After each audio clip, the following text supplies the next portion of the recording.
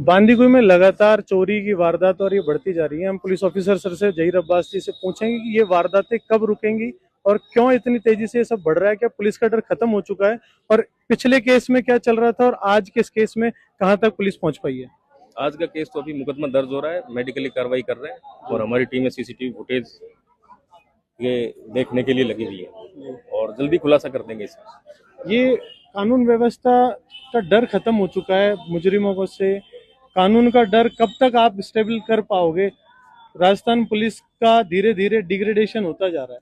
ये मुजरिम जो हैं, गुंडे जो हैं, ये कभी किसी का पैर तोड़ जाते हैं, कभी किसी के कड़े खोल के ले जाते हैं, कभी किसी की मर्डर कर देते हैं। ये कब तक चलेगा। आपने जो भी उदाहरण दिए हैं उन सभी में लगभग जैसे कड़े का उदाहरण दिया है उसमें 24 घंटे के अंदर पुलिस ने खुलासा कर दिया था और भी जो घटनाएं हुई है उनमें जल्दी से जल्दी खुलासा हो जाता है। अभी हाल ही में स्नैचिंग की घटनाएं हुई थी, उसमें हमारी टीम बहुत नजदीक है और जल्दी हम मतलब मुलजिमों को सलाखों के पीछे करेंगे।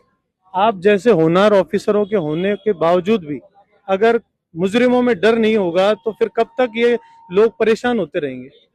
कई बार घटनाओं के खुलासे में, एविडेंस आने में, मुलजिमों से संबंधित सूचना आने में थोड़ा सा टाइम लग जाता है और लेकिन इसका मतलब ये नहीं है कि वो वारदात खुलेगी नहीं, 100% खुलेगी, आप निश्चिंत रहें। बहुत बहुत धन्यवाद सर। कानून व्यवस्था मजबूत है। जहीर साहब ने हमें आश्वासन किया है कि जल्द से जल्द मुजरिमों को पकड़ा जाएगा। जिनने भी ये वारदात की है उन्हें सलाखों के पीछे जल्द से जल्द लाया जाएगा।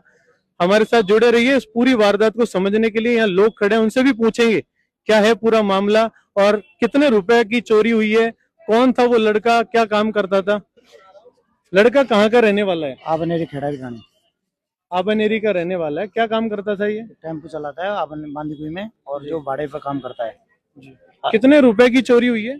चोरी नहीं हुई है, लूट हुई है। लूट हुई है। हाँ, कितने की? टेम्पो की और 2 लाख रुपए की। टेम्पो भी लूट के ले गए, चोरी करके ले गए। टेम्पो लूटा है, फिर उसके बाद में इसको गाड़ी में पटक के। लूटने वाले कितने लोग थे। 4 लोग हैं। 4 लोग। कहाँ के हैं वो पता नहीं है, वही पता होता तो हम ही पकड़ लेते उनको, पुलिस की आवश्यकता ही खाते।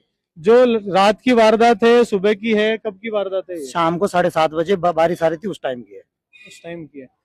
बताया जा रहा है कि औरों से भी हमारी बातचीत हुई, उसमें पता लगा है कि लड़का बांदीकुई से और अलग अलग जगहों पर माल सप्लाई करता है। जब कैश इसके पास था, उस कैश को लेकर के जब ये घर की तरफ लौट रहा था तो बीच रास्ते में इसके साथ वारदात हुई है और 4 लोगों ने आकर के उसको पहले तो गाड़ी रुकवाई है। गाड़ी रुकवा करके उसने सोचा कि शायद रास्ता पूछने वाले लोग होंगे, लेकिन जब उसको पकड़ के पीटने लगे, उसका कैश छीनने लगे, तब वो चिल्लाया तो उसे पकड़ करके नदी में ले गए और वहां ले जाकर उसके साथ मारपीट करी। ये एक मामला नहीं है। बांदीकुई में पिछले 2-3 महीने से लगातार ऐसी वारदातें दिन प्रतिदिन बढ़ रही हैं। अभी कल ही दिनेश मीणा हत्याकांड में समझौता हुआ है। उससे पहले गुड़ाकटला में एक महिला के कड़े काट के ले गए। उससे पहले गुजरों की महिलाओं के जंतर, कान के टॉपिस, ये सब लूट रहे थे। और अब ये किसी एक समाज की लड़ाई नहीं रह गई, ये पूरे बांदीकुई की लड़ाई बन चुकी है। हम पुलिस स्टेशन में या पूरा समाज खड़ा है, सब एक दूसरे के साथ लगे हुए हैं। कैसे भी करके इन वारदातों को, मुजरिम पकड़ में आएंगे, पैसे देंगे, निकल जाएंगे, कानून प्रक्रिया चलती रहेगी।